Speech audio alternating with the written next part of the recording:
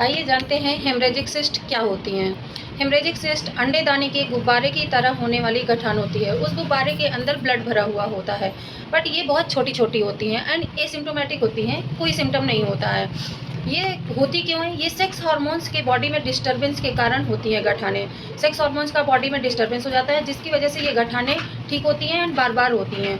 तो समटाइम्स ये गठान क्या होता है कि फूट जाती हैं, रप्चर हो जाती हैं, तब हम इनको हेमरेजिक सिस्ट बोलते हैं। जब ये गठानें फूट जाती हैं और समटाइम्स बहुत बड़ी बड़ी होती हैं, बड़ी हो जाती हैं, 3 से 4 सेंटीमीटर की हो जाती हैं, तब पेट में दर्द बहुत ज़्यादा होता है, क्रैम्पिंग पेन होता है, असहनीय दर्द होता है।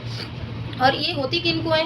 ये जो 14 से 20-25 साल की जो गर्ल्स होती हैं, जो ड्यूरिंग मेंसेस, जब मेंसेस स्टार्ट हो जाते हैं उसके बाद की लड़कियों को हेमरेजिक सिस्ट ज़्यादा होते हैं।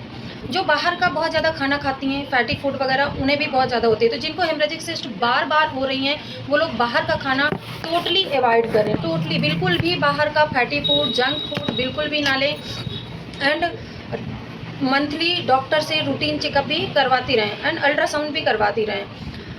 और खाने में अपने कुछ बदलाव करें, जैसे कि हरी सब्जियां, ब्रोकली, पत्ते गोभी, फूल गोभी, मैग्नीशियम रहित खाना खाएं, बीन्स वाली सब्जियां, फ्रूट, जूस, हेल्दी खाना लें, हेल्दी डाइट लें।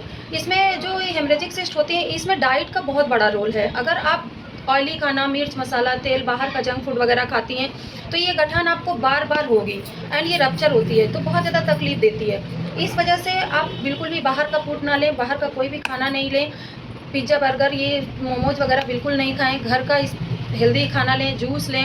और कुछ पेन किलर वगैरह, अगर आपको पेट में दर्द होता है तो आप कुछ मेडिसिन की हेल्प ले सकते हैं। एंड हाँ, सबसे इम्पॉर्टेंट बात, कुछ पेशेंट्स का सवाल रहता है, मैम ये गठान सही तो हो जाएगी ना? क्योंकि वैसे ही पीसीओडी, पीसीओएस के बारे में लोग सुन के होता है, बच्चेदानी की गठान तो ठीक नहीं होती, बच्चेदानी की गठान होती है तो बच्चेदानी मोस्टली ज़्यादातर लोगों को निकलवाना पड़ता है। तो मैं उन लोगों के लिए ये क्लियर कर देती हूँ कि ये गठान इतनी सीरियस नहीं होती है। अंडेदानी की गठान कभी भी सीरियस नहीं होती है। ये कुछ सप्लीमेंट लेने की ज़रूरत होती है, कुछ ट्रीटमेंट लेने की ज़रूरत होती है, और आप अपने नॉर्मल रूटीन को, अपने डाइट को चेंज करिए, ये गठान 100% ठीक हो जाती है। एंड अगर आपकी लाइफ स्टाइल सही नहीं है तो ये आपको बार बार होगी। सबसे इंपॉर्टेंट चीज़ क्यों? क्योंकि ये सेक्स हार्मोन्स की डिस्टर्बेंस की वजह से गठान होती है। अंडे से बनती है गठान, और ये अंडे दानी में होने वाली जो गठान होती है ये ठीक हो जाती है। तो घबराने की बिल्कुल भी ज़रूरत नहीं है। और हाँ, अपने डाइट को मेनटेन करिए, योगा करिए, एक्सरसाइज करिए, मॉर्निंग वॉक करिए, ये सबसे इम्पॉर्टेंट है। तो अपने लाइफ को चेंज करिए एंड ध्यान रखिए अपना। धन्यवाद।